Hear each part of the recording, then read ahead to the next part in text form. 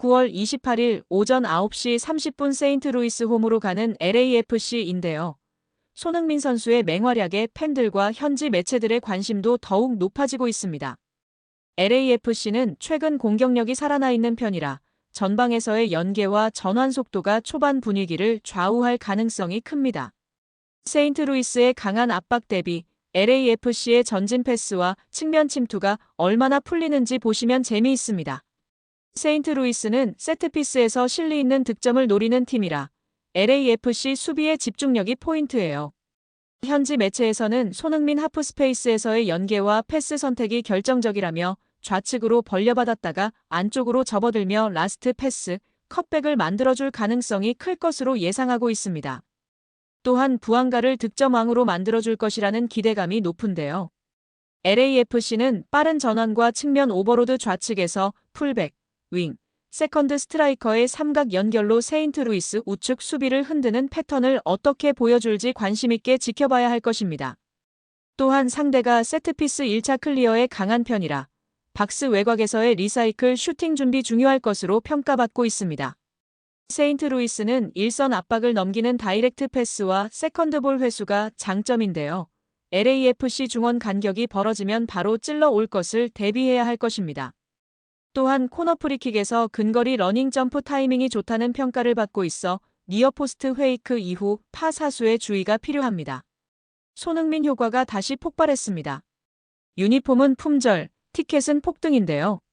세인트루이스 시티 대 LAFC전을 앞두고 또다시 티켓 대란 안표 기승 등 품귀 현상이 일어나고 있습니다. 등번호 7번 손흥민 유니폼은 출시 직후 매진 사례가 이어졌고 재입고 알림 대기열이 길어졌습니다.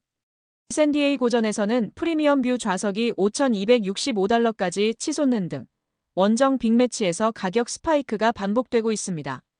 세인트루이스전 역시 같은 압력이 작동 중입니다. 왜 비싸지는 걸까요? 손흥민이 뛰는 경기의 기대치가 수요를 직접 자극하고 있습니다. 라운지 하프라인 근접 좌석은 평균의 2에서 300까지 상승했고 피치사이드는 경기 임박 날짜까지 가장 가파르게 오르는 좌석입니다. 상층이나 코너 부분 또한 초반엔 가격이 버티다가 라인업 이슈에 연동되어 급등하곤 했는데요. 이번 시즌은 손흥민이라는 월드클래스를 직접 눈앞에서 볼 수 있으며 최근 해트트릭과 공격 포인트가 계속 나오고 있어 더욱 수요가 폭발하고 있는 것입니다.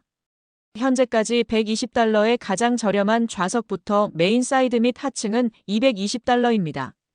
클럽 라운지, 프리미엄석은 $350부터 $700를 예상하고 있습니다. 한화로는 17만원, 30만원, 98만원 선입니다. 피치사이드 최상위 좌석은 상황 $1,000 이상 약 140만원부터 시작할 것이라는 예상이 지배적인 상황입니다. 가격 점프는 경기 일주일 전부터 3일을 앞두고 경기 당일 새벽까지 가격이 뛰었는데요.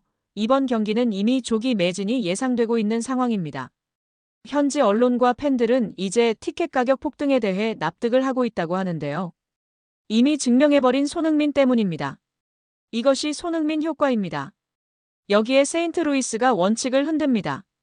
전용 축구장 경험을 외치던 그들이 손흥민 효과 앞에서 대형 경기장 대관을 검토합니다. 왜 지금일까요? 오늘은 시티파크의 철학과 손흥민이라는 변수, 그리고 도시가 움직이는 순간을 짚습니다. 세인트루이스의 핵심 가치는 단 하나, 다운타운 전용 축구장 경험. 작은 거리, 큰 몰입, 22,000의 밀도. 이게 그들의 브랜드였습니다. 하지만 이번 상대는 LAFC, 그리고 손흥민. 기대와 수요가 동시에 폭발합니다. 유니폼은 동났고 티켓은 이미 가파르게 오르는 중. 구단의 계산기도 빨라집니다. 브랜드의 순도냐? 도시 단위의 기회냐? 시티파크의 친밀한 경험을 지킬 것인가? 아니면 단 한 경기라도 더 많은 팬을 수용해 도시 전체의 스케일을 키울 것인가?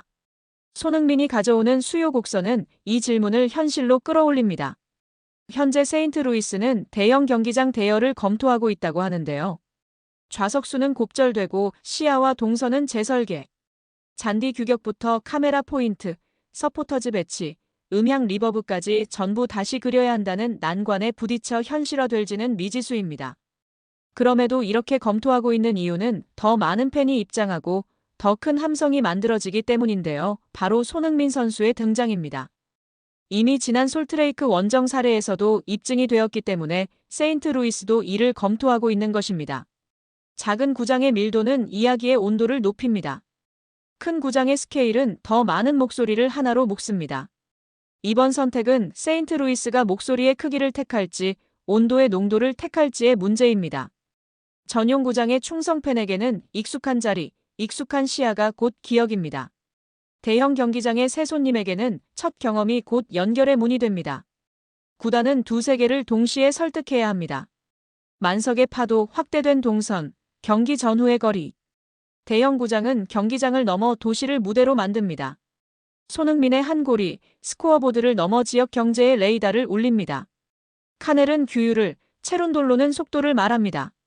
오늘만큼은 두 사람의 축구가 두 도시의 선택과 겹쳐집니다. 철학과 기회가 90분 위에서 충돌합니다. 시티파크의 신념은 여전합니다. 그러나 슈퍼스타가 도시를 방문하면 가끔은 문턱을 낮추고 문을 넓혀야 합니다. 세인트루이스가 대형 경기장 대관을 검토하는 이유, 단순합니다. 이 밤은 한 팀의 홈 경기가 아니라 손흥민이라는 월드스타를 초청하는 한 도시의 축제이기 때문입니다. 앞서 말씀드린 것처럼 세인트루이스 시티 SC 홈 구장 시티파크는 약 22,500석인데요.